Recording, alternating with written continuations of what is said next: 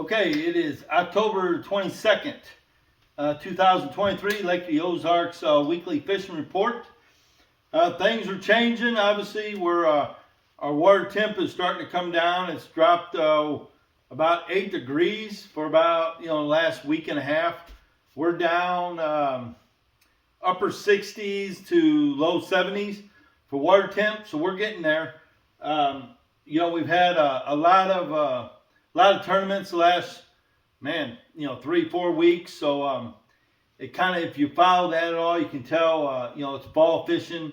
It can be pretty tough day in, day out. You have a really good day one day, and then the fish they're just constantly on the move in the fall. So it can be tough on some days. It's kind of just keep fishing and fish hard, and eventually you usually run into them, whether it be on steeper stuff or flatter stuff or in the shade or in the sun. You just kind of got to just really go and go real hard on different stuff until you kind of see what they're relating to. And then even that, they'll change up, morning, midday, late day. Here lately I've noticed the morning bite, like the first 2 hours is pretty good. And then, you'll have a 2, 3, almost 4 hour period where it gets really tough mid to late morning. And then in the afternoon, it really turns on. I had a trip today and we were up in the Nianguas, and it was for both bass and crappie. Just wanted to catch some fish. And the bass, obviously they were tough this morning. I think we had a couple boils, a couple swipes, not a whole lot going. So we switched to crappie pretty quick and caught a lot of small ones on a lot of different brush piles that normally hold big ones. We hit several of them, and they were just small crappie. I'm talking, 7 and 9 inches. Just little ones, but a lot of them. And then this afternoon, about 1 o'clock, we kind of rotated back through some of them same brush piles, and then they were good solid keepers, 9 to 11 inches. So, the fish are there. They just get in different moods. I will say it was pretty slick this morning, and then this afternoon we had pretty good breeze. The breeze blowing across that water. Fishing brush piles, probably, 12 to 15 foot. And I think just that a little bit of ripple, a little bit of wind brings them better fish up, and they're sitting up on top of them brush piles, and we could catch them. On the crappie, we're and another thing was, like, we like to throw our little 3-inch easy shiner by Kitech, and we just put on a little 1/8 ounce head and just swim it by them. And normally, boy, you don't have any trouble catching them. And then today, they weren't really wanting to chase nothing. You'd see them come up, they'd swipe at the bait, maybe get a little peck, and then they were back down. So we switched up to a small 1/16 ounce head with like a little Bobby Garland, little straight tail, baby bass, blue ice, and it was real slow fall. And we'd almost let that bait sit right on top of them fish, like almost sink down there and just barely creep it. Just pull it up out of there, and then they'd come up and grab that bait. So they did not want the bait moving today. They wanted it either sitting still or slightly rising. And it's kind of what we've been getting in the fall. Obviously that's crappie. Crappie can be just like bass, very finicky in the fall. But that was our scenario with the crappie today. You had to switch it up. You needed something really slow, small, falling, or barely moving to catch crappie today. Now the bass, the last 3 weeks, since our last report, it's been hit and miss. You go out, like I say, one day and really catch them, and the next, you can't hardly get a bite. And it's been like that, but it's a normal fall. If you've kept track of some of the tournaments the last few weeks, you've seen the exact same thing, the exact same results. We just had a regional, BFL regional here. It was Thursday, Friday, Saturday, and it was a perfect example. You've got a lot of really good fishermen from all around the country that come, and they know how to catch fish, they know how to pattern fish, they know how to adjust to the fish. And a lot of them, boy, they caught them one day and they struggled the next. And it's just typical fall fishing. You know, and like I had a trip, let's see, it was Wednesday, Thursday. And, you know, it was a father and son. A father was a Vietnam vet. Just an honor to take a man like that out and hear some of the stories and everything he'd been through. Just really incredible that I've even been able to take someone like that out. Anytime I take a veteran out, I really honor that. But either way, these guys could fish, and they could fish really well. And we had limits both days. You know, Wednesday, I think we figured about 11 pounds, you know, 5 fish, you know, and then Thursday we had about 11, but then they caught a 454. So that put them, you know, 12 and a half, 13 pounds. So, you know, 2 days, that was 20, 23, 24 pounds for those guys. And that's about what it took to make the cut for the BFL regional. You know, I don't remember, 24 something, 25 to make the cut for 2 days. So it's not real good fishing, but if you just stick at it and go and keep your head down, you're going to get the bites. You got to have the confidence. Now, we basically ran top water both days. We ran a little bit of stuff on the bottom, some shaky heads, some jigs, and we caught a few. I think they were little keeper Kentuckys, you know, maybe a little keeper largemouth. But the top water was definitely the bite. In my opinion, down here in the fall, you may as well stick with the top water and just run it and cover water. I mean, the more water you can cover, the better your odds are of catching 5 decent fish throughout the day. And when I say top water, I mean it's everything. You know, right here I've got tied on a Chapo, a Berkeley Chapo. This is the black color. You know, I throw it quite a bit. You know, I don't know. It seems like if it's cloudy, overcast, rainy, I'll throw that black. You know, and then on other days, I don't know if I have one here. Like if it's sunny, you know, I'll tend to throw the lighter color. It looks more like a shad. And I believe that makes a difference, you know, when you're throwing top water in the fall. As far as if it's dark out, I throw the dark color. If it's light out, I throw the light color. You know, we switched it up with the Chapos. The buzzbait's been coming on really strong here lately. I fished what was it? Warrior Williams tournament last weekend. And all my bites came on a buzzbait. I had, I forget what it was, 15 something, pretty solid bag. We ended up getting 4th out of 100 boats. So, you know, it was 15 something. But they all came on the Crockett Gator black and gold 3/4 ounce buzzbait. Had a trailer hook on it. In the fall, I run at least 1 trailer hook. Sometimes I'll line them up on there. I'll put 2 number 3 trailer hooks on the back of that. You get a lot of fish swiping at the bait, coming up, hitting the bait.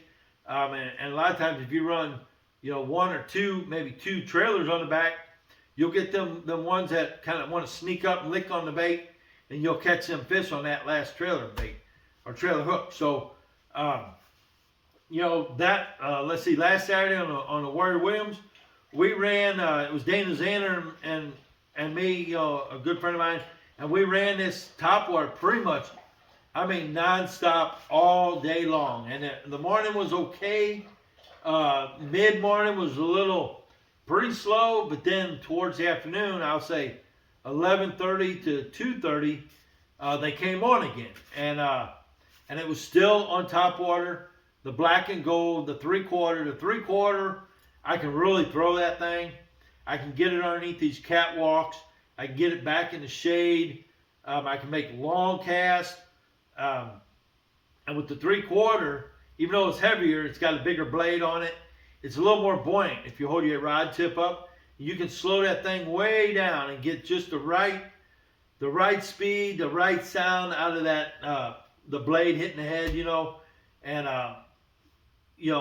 that the 3/4 I like using a lot better. I can run it slower and keep it on top. So 3/4 is my kind of go-to in the fall. But like I said, we threw the Chapo early, and we were getting a lot of swipes on it. As soon as we switched to the buzzbait, the buzzbait started getting a little more aggressive bites. Now it was windy. When it's windy out, real windy, pretty breezy, pretty wavy, I like the buzzbait. The buzzbait will come over them waves. It makes a lot of noise, a lot of commotion, and seem to do a lot better. I think we had a 550, and it was on a windy point, pretty choppy, pretty windy. I ran that buzzbait over some of these big boulders, and that big one come up and just crush the thing. So, if it's windy out, I like to kind of throw and stick to the buzzbaits a little more. Seem like they get a little more bites. And then if it's a little slicker, a little smoother, the Chapos seem to do better, or maybe a spook. If it's a little slicker, a little calmer. Another bait I'm throwing is the ½ ounce X-Bite by a Crockett Gator with the X-Toad on the back of it. You can see I got a trailer hook on that. And that one I like to throw when it's, when I feel like these fish are really up underneath these catwalks, underneath these cables, underneath some of these low-lying trees. You can skip this bait. You can skip it underneath them cables, way back up underneath there, where you're going to have to get, especially like the last last month and a half, we've had a lot of tournaments down here, a lot of pressure, and it's pretty hard. It's getting pretty hard to just catch a fish out in the open on an open bank. You pretty much got to get back in there, over cables, under catwalks, way back in that shade where these fish are going to go and hide out and get away from all this pressure. That's kind of been honestly the thing for the last 3-4 weeks is just a lot of top water. The jigs are still working, and the jigs will come on and off in the fall, and the fish are shallow. When I say shallow, 4 foot and less. On shallow docks, dock corners, dock floats, ramp floats, just flip that jig in there and let it go to the bottom.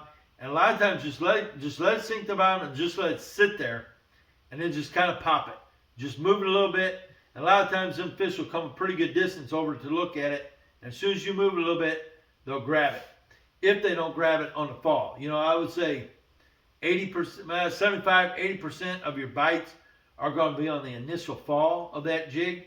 And the rest are going to be once it sits there for a while and that fish comes a little distance to take a look at it and you move it, then they'll grab it. So obviously the jig's going to work. It's going to work, from now. Actually, the jig works 12 months of the year. You just got to change up where you throw it and what trailer. I'm still throwing just a ½ ounce. I keep it very simple. ½ ounce Crockett Gator zapper jig, either brown purple scale or Ozark crawl. That's pretty much all I throw. But I switch up the trailers. I would put like a single tail swamp bug on the back of it. Maybe the net bait peck chunk, the Strike King Menace. I'll just switch it up. The different baits that will give it a different look and even a different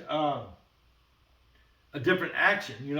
I've got one tied on here. I don't have a jig out right now with it on, but Choppers has a new bait. I don't know if you've heard of it. It's called I might get it wrong. It's called the possum tail. And that thing, you see it hanging straight like this, But in the water, that thing curls up and it looks alive. So if you throw it out there, I don't know how they design it, but the way I've been throwing it here lately is I'll throw it up, I'll let it sink to the bottom, I'll hop it once, and I'll let it go back to the bottom and just sit there. And that tail straightens out. But while it's sitting there, that tail will recoil back up and just looks alive while it's sitting still. And that's usually what will get you a lot of bites, especially when it's tough. A bait that will move in the water naturally without retrieving it. And so it's sitting there in that strike zone a lot longer. We caught a lot of fish this week on this little, I'm pretty sure it's called a possum tail. It's a brand new bait by Chompers. And I'm just rigging it on a little 1/4 ounce shaky pro head or a shaky football head, crocodile one. Got that little wire hook, works perfect in there. But man, we're just throwing it up to the bank, bluff shelves, points, little brush piles.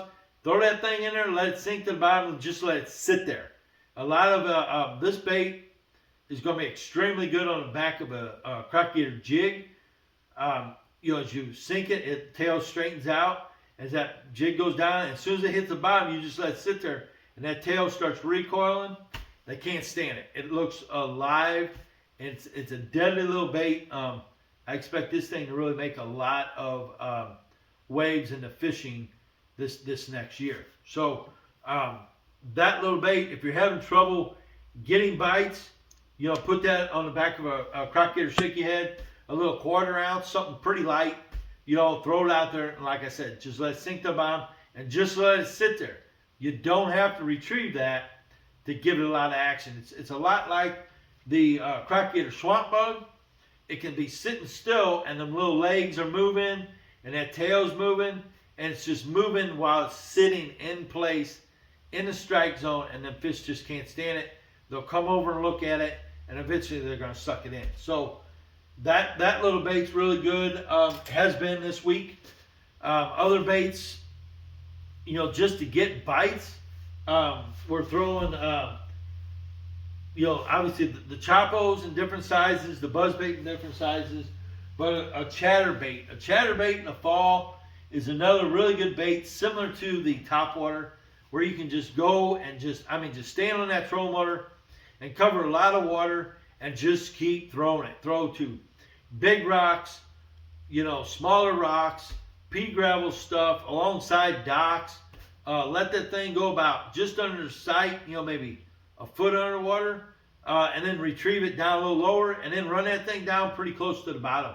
This is just a 1/2 ounce Picasso. I really like that Picasso. It's got a really nice, sharp, stout hook, and I normally just put a little swim bait on the back of it. I think this is a little Reaction Innovations little swim bait, Zoom swim bait, Kitech swim bait, any little swim bait on the back of it, something looks natural, really kicks a lot. This thing really vibrates a lot. The thing about a chatterbait is, though, a lot of times it'll generate a bite when they're really not feeding, just because of erratic action and vibration. They'll just come out from under these docks, up off of some brush, maybe up off the bottom. It's just a good bait to just cover a lot of water.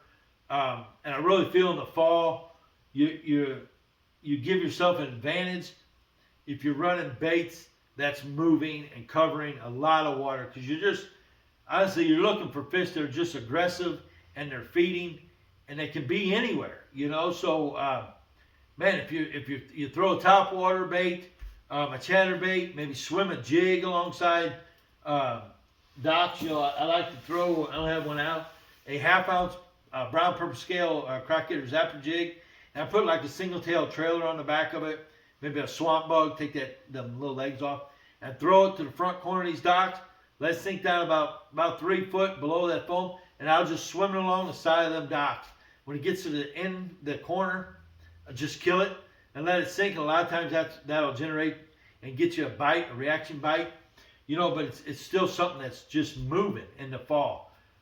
You can slow down. You can fish brush piles and catch fish, absolutely. But it's really, really slow. And if the fish aren't on Boy, you can spend all day. You spend a lot of time fishing those fish and not get too many bites. So, just personally, I feel like just covering the water, you're a lot better off in the fall. Other baits that's been working real well, like this here. This is that mag draft. Um, excellent fall bait. This mag draft, it's kind of a weightless bait. It's got a treble hook that hangs off of it. It actually has a magnet in the back and sticks.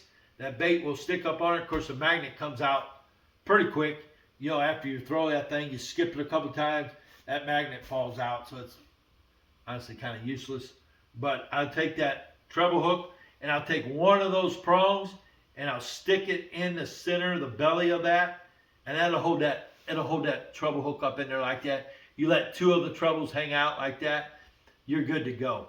But that thing, that's meant you throw it right up to the bank, these big gnarly rocks, these cables that hang, a foot above the water, you can skip it way back up underneath them cables, up underneath them catwalks, and you just let it get in there and skip all the way in there. Stop your reel, let that thing sink about 6 inches, and just steady retrieve. This pearl color I like the best because I can see it. And you can watch your bait back in there, and it's just wiggling back in there. And you just keep it about 6 inches, a foot, maybe 16 inches below that surface, and watch that bait. And if there's a big fish back in there, he's going to come up and grab this bait. This is a really good bait in the fall. It really comes into play a little bit later as that water cools down and these fish aren't quite as aggressive. This bait here really starts to work really well. You can do the same thing with like a real big Kitech, a Zoom swimmer, any of your bigger swim baits.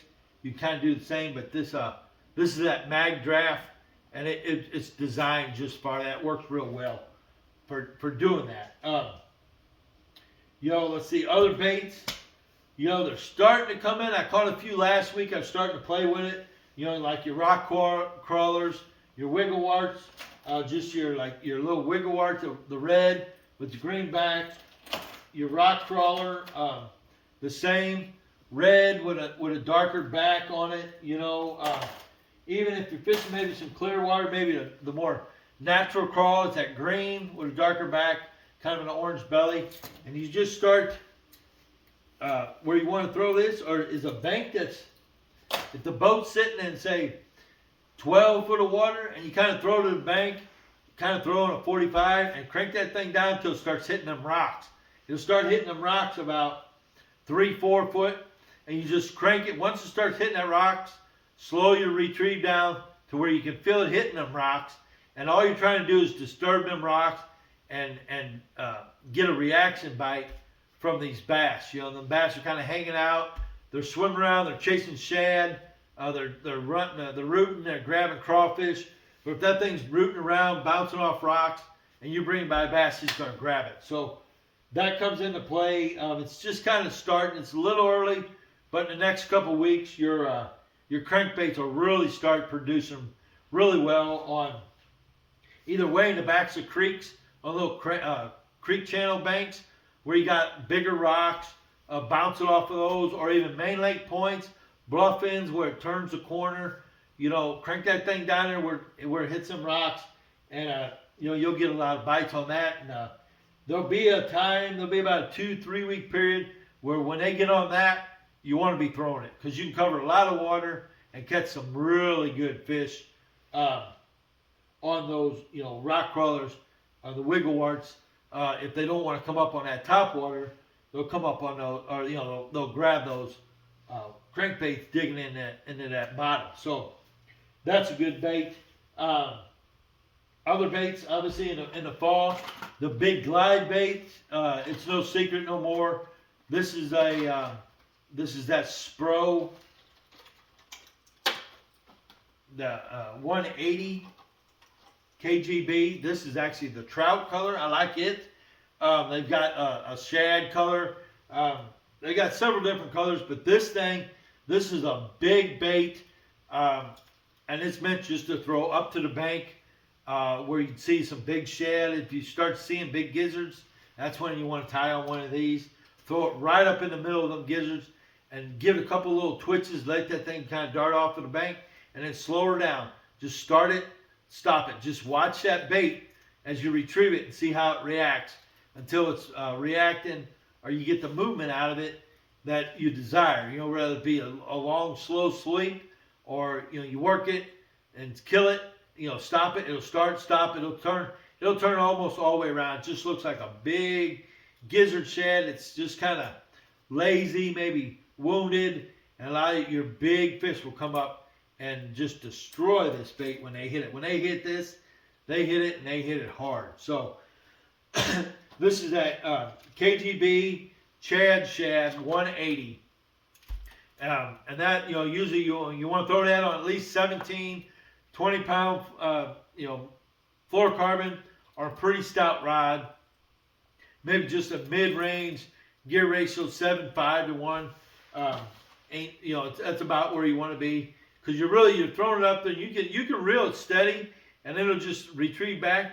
But really kind of desired is just reel it and stop it. Reel and stop, and all that do when you stop, that bait just glides on its own, and really looks natural. So if you haven't tried any of these in the fall, from now until that water gets down in the 50s, low 50s, this bait here will produce some big old fish here. So, and it's a lot of fun to watch that bait and see them. A lot of your you'll see some out there, some custom ones. They're kind of a bone color, and that bone's really good because you can really watch that bait. You can see it. So you can see it retrieving, and you can see a fish grabbing it. These here have a little white, it basically says Spro on the top of it. And that white lettering on there, you can see that in the water. So you can see your bait. Otherwise, this thing just really kind of blends in until it turns sideways. Then you can see the whole bait. So it's real important to kind of visually watch these big glide baits come through water, so you know what speed and how deep you want that bait to go. So that bait is going to produce some giants in the fall. It usually does. It's already working. It's been working, but as that water cools, like I said, it will come into more play. So that bait, other baits will fall. Obviously, a spinnerbait, a big spinnerbait. If you get, like we start getting some of these really, really windy days, 15, 25 mile an hour winds, gusty winds, that's when you want to put you on a tie you on a big 3/4 ounce buzzbait, a willow leaf, maybe a little Colorado. Put your trailer hook on the back of that, and throw it right on your main lake points, bluff ends. Let that thing sink just out of sight, or maybe where you can just see them blades, and just bring that thing back and just keep throwing it. Cover a lot of water. On a good windy day, your bluff ends with spinnerbait, you're liable to catch 4 or 5 of them 5-pounders. This is the bait. Probably it's produced more big bags in the fall. Your top water, yes, obviously, but that spinnerbait, when it's really, really windy, too windy for anything else, just put you on a spinnerbait and start hitting every single point you can, and vary that retrieve. Almost wake it just below the surface, maybe 4 or 5 foot down, and retrieve that thing in until you see what the fish are wanting. But if you can get on a spinnerbait bite in the fall, they're going to be some good solid fish.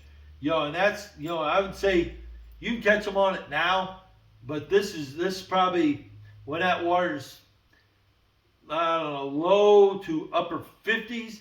This thing really shines.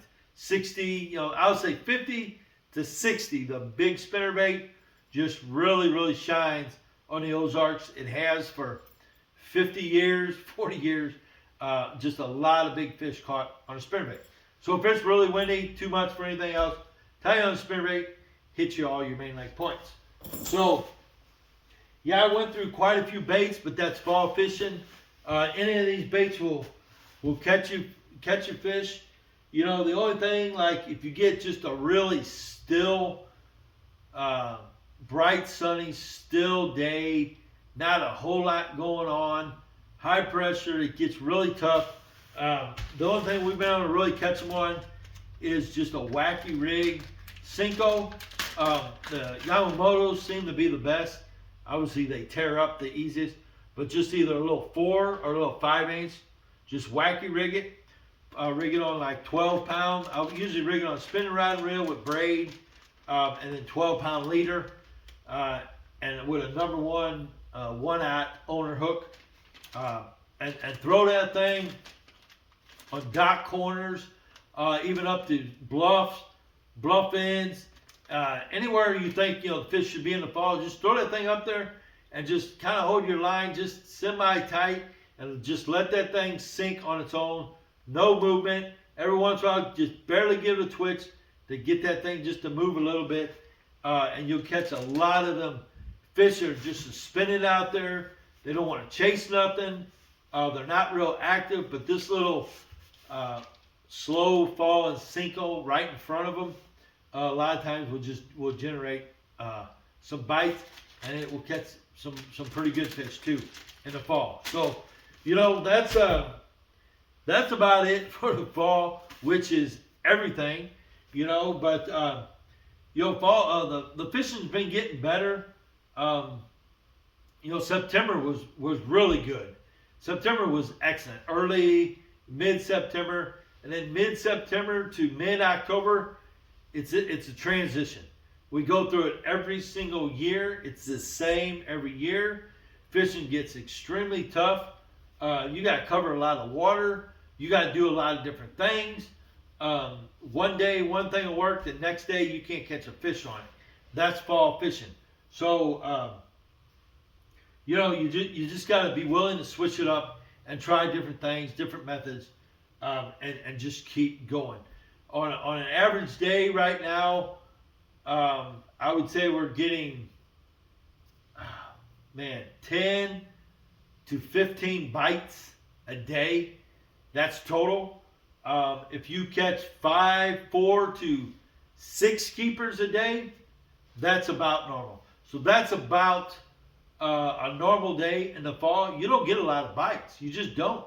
And then you're lucky if you catch some good solid fish. You may go out with topwater first thing and catch 2, 3, 4, 5 pounders first thing in the morning, and then that's it. When they're done, they're done. So it's just the fall fishing. It can be tough, but it's beautiful down here right now. The weather's been great. The boat traffic's been a lot less. The trees are turning. It's just real pretty down here. It's a neat time of year down here at the lake. From now for the next month and a half, 2 months, mid-December to early January, fishing gets really good. The bass bite, better. The crappie gets excellent in December. So, if you'd like to book a trip, come down and catch some topwater fish, maybe some winter jig fish, or you just want to catch a bunch of crappie, give myself or Denise a call, 573-204-9005 for me, 314-226-3099 for Denise. Or you can email us at jdillbass@gmail.com, and we can discuss whatever you'd like to do, or when you'd like to come down, whatever it might be. But we'll design the trip around whatever you want to do. If you want to learn a certain technique, see where we throw these topwaters, which ones we throw and why. If you want to catch a big pile of crappie, whatever it is you want to do, that's what we'll do. It's your trip. We do what you want. So, like I said, this morning we went out, wanted to catch some bass. They just weren't cooperating. So we switched to crappie pretty quick. And like I said, we caught a lot of crappie. By the end of the day, we had a good mess of crappie, good mess of solid crappie, for a nice dinner, a few sandwiches. So either way, if we can help you, just drop us a call, drop us a text. We'd love to take you out and show you this great fishery down here at the Ozarks. So, until then, that's about